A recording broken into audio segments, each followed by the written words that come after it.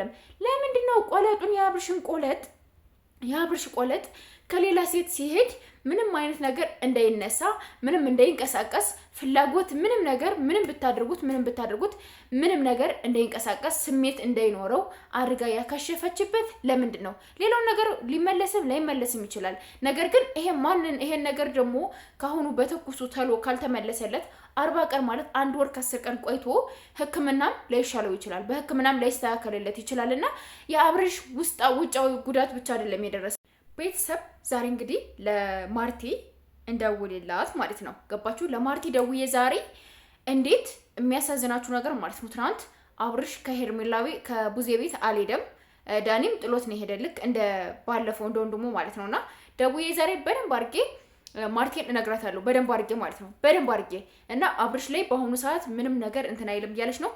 እንስማት አብረን ማለት ነው።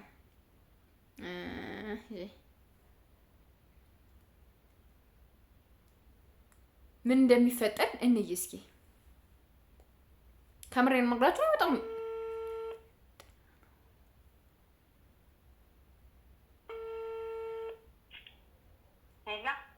ሄሎ አቤት። ማርቲ አቤት። እንዴት ነሽ? ደህና ነኝ፣ እግዚአብሔር ይመስገን። ሰላም ነው? ደህና ነኝ። እንዴት ነሽ? አለሁ ደህና። እንዴት ነሽ? አለሁ። አላወቅሽም? አዎ አታውቂኝም። ደህና ነሽ? ደህና ነኝ፣ እግዚአብሔር ይመስገን። አለሁ። ሁሉ ሰላም? ሁሉም ሰላም ነው። አለሁ። ሄርሚ እንዴት ናት? ሄርሚ ደህና ናት። ደህና ነች። እየተረጋጋች ነው? ደህና ናት። አሁን ምንም አትልም አይደለ? አዎ። አይ ደስ ይላል። እና እንዴት ነው? ምን አዲስ ነገር አለ? እኔ እኮ ትናንት በጣም ደስ ብሎኝ ነበረ። ወደ ቡዜ ቤት ሄደ መስሎኝ ነበር። አብርሽ ቡዜ ቤት ሄዶ ያለው ነገር የተስተካከለ መስሎኝ ነበርና እንግዲህ ወደ ቡዜ ቤት አልሄደም እየተባለ ነው ያለውና ከዳኒ ጋር ያለው ነገር በምን አይነት መልኩ ነው የተቋጨው? የምታውቂው ነገር አለ? ለምን ዳኒ ለሄርሜላ ስለደወለላት ማለት ነው። አዎ እንደመናገር እኛም እንደዛ ብለን ነበር ያሰብን።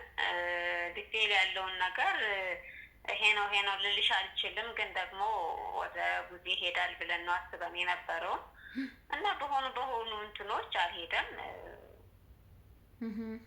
ያለውን ነገር ያው እንዳልኩሽ ዲቴል አሁን ላይ ይሄ ነው ልልሽ አልችልም። ስለዚህ ጉዳይ ግን ያለው ነገር ይሄ ነው። ወደ እነ ቡዜ ቤት አልሄደም። እንደምታውቂው ያልሄደበትም ነገር ደግሞ እንትን ምን ሊሆናል እኮ አይ ነው ማለት ሩታም ደርሳባቸዋለች መንገድ ላይ እየጎተተው ቢኒና ዳኒ እየጎተተው ሲወጣ ምናምን ሩታም ደርሳባቸዋለች። ወደ ቤት ነው የመለሰችው ምናምን ነው የተባለና ማለት እኔ አሁን ስለዛ ጉዳይ ሳይሆን ልነግርሽ የፈለኩት እናንተ ይሄን ነገር ማበጠስ አቅቷችሁ ነው ወይ? ከአብርሽ ጎን መሆን የምትችሉ ሰዎች አይደላችሁም ወይ? ከአብርሽ ጎን ሆናችሁ ይሄን ነገር ተሰብስባችሁ ለምን አትበጥሱም? ሄርሜላ ላይም ችግር አለ ብዬ አስባለሁ። ገባሽ? ሄርሜላ ምንድነው እያሰበች ያለችው አሁን? ስለ አብርሽ ጤና፣ ስለ አብርሽ የሆነ ነገር ተጨንቃ ሳይሆን እንትን እያለች ያለችው እሷ የራሷን እንትን ነው። ገባሽ? የራሷን የፍቅር ህይወት የፍቅር መናድርግ ምናምን ነው እንጂ በምን አይነት ኬዙ ይሄ ልጅ ወደ ጤናው መመለስ አለብኝ። ዘጋችብኝ ቤተሰብ ዘጋችብኝ። እህቷን ስነካት ዘጋችብኝ። አለቃትም። እህቷን ስነካት ትዘጋብኛለች።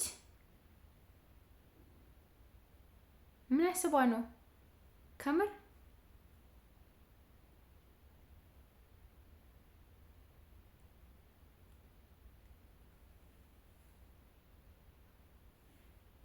ወይ ማርቲ ምን ነው? ወይ ኔትወርክ ነው መሰለኝ። ተዋት እንግዲህ ቤተሰብ እየዘገችብኝ ነው ስልኩን። ምንም እንትን እያለችልኝ አይደለም።